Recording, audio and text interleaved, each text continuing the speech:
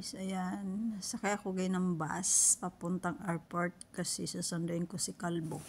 So ang bus doon guys is 4 euro. So valid lang siya ng 30 minutes. So nandiyan na nga ako sa airport. So titingnan ko yung kanyang arrival. So mamaya pa siya mag-arrive, mamaya pa ng gabi. Maaga lang ako kasi hindi ko nga alam dyan ang mga schedule ng bus. So actually guys, nag-wait ako ng bus dyan almost 2 hours for going to airport. So andyan na ako sa airport. So nagmuni-muni muna ako sa loob ng airport. Maliit lang po ang airport ng Catania, Sicilia, Italy. So ayan, nagmuni-muni ako, ikot-ikot ako dyan. Tapos hanggang sa napapagod ako dyan. Umakit ako sa taas, tinitinan ko yung mga departure dyan. Dyan ka makapag-depart sa taas. So, bubaba ako ulit guys. At doon ako sa baba nagtatambay kasi may internet. So, mahina internet dyan. Doon ako sa baba. Nagtatambay hanggat sa doon dating si Kalbo. Dumating ako dyan is 6 o'clock in the afternoon. So, tambay ako kasi dating niya is 10:45. So, waiting ako sa kanya dyan. So, late lang pala ng airport nila. So, yan lang ang airport ng Catania. Pero ang hirap po dyan kasi hindi sila marunong mag-English. So, kailangan maging Italiano ka dyan magsalita. So, bumaba ako dyan. At yan na nga. At hanap ko ng pwesto. Wala pong maupuan. Wala pong makita kang pwesto dyan kasi marami pong tao. Ayan na nga, dito banda, nag-ikot-ikot ako dyan at naghanap ako saan ako makaupo. So, wala akong maupuan. Nakita ko yung sa may internet dyan, ako makaupo at umupo ako sa sahig. Ayan na nga guys, dumating na ang mga flight dyan, mga nag-antay sa arrival. So, yan, nakailang labas na dyan, wala pa rin si Kalbo. Waiting ba lang ako dyan hanggang sa, wala. Yan, kung ano na lang lumabas. Titinan ko sa kanya. Nakalagay na doon is arrival. Pero wala pa rin siya. Yung pala, yan, dyan. Wala pa din dyan. So, dyan sa labas ng arrival. Wala pa rin siya dyan.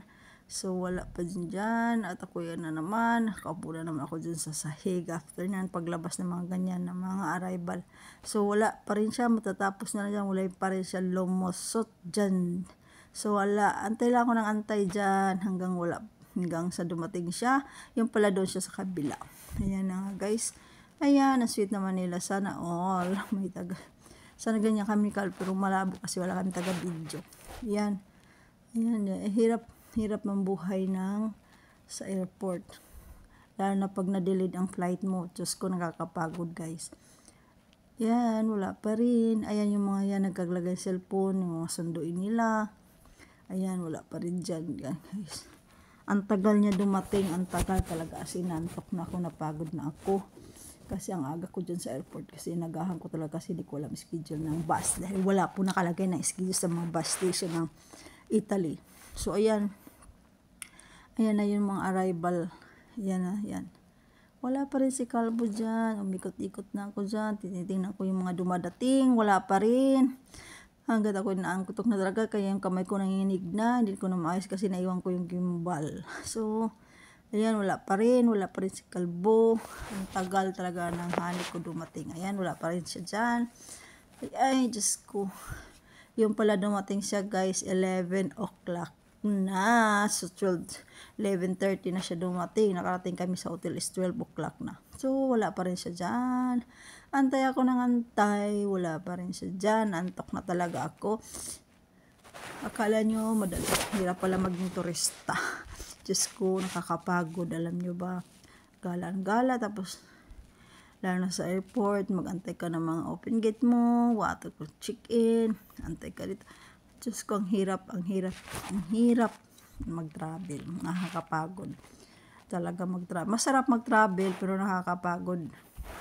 Kasi, yan, lalo na kung wala kang pera, hirap na mamahalin mga pagkain sa airport. Yan, wala pa rin dyan si Kalbo. Yan, may dumating na naman. Next, naman, arrival yan. Wala pa din siya. Yung pala, delayed ang flight. Tapos, nakalagay na doon sa board. Arrival board. Nandun na yung, na flight. Wala pa rin. Ayan, napagod na ako dyan. Nantok na ako. Wala na ako sa tsura. Ayan, wala pa rin siya Kalbo. So pala, nandun sa kabila sa lumusot, hindi niya ako nakita. Ayan, binilhan ko siya dyan ng pizza kasi nagugutom siya sa hotel niya na kinakain. Mahal ng pizza. Iba diyan sa kanta niya. Wala pa talaga si Kalbo. Yung pala nandun sa lumusot. Ayan na. Sa labas na kami nagkita kasi nandun na pala siya sa labas. So ayan, ikot-ikot na pa sila nakita kasi hindi niya ako nakita dahil nakaupo ako sa sahig, sa sulok kasi walang upuan. Almost 11:30 na dyan, wala pa rin siya. Tapos nakalagay naman doon sa arrival is 11:45 from Rome. So wala pa rin siya dyan. So yun pala, hindi ko nakita siya dyan. Lumusot na pala siya. Nandoon pala siya sa kabila siya lumusot. Kasi nga, pikit na talaga mata ko dyan sa kantay nila. Pagod na ako kasi yung nauna kasi ako dumating dyan. So, umuwi muna ako nung punta ko sa hotel na reserve niya for one night. So, ayan. Tapos, bumalik ako ng kinabukasan dyan sa airport. So, hapon ako pumunta dyan. Ayan pala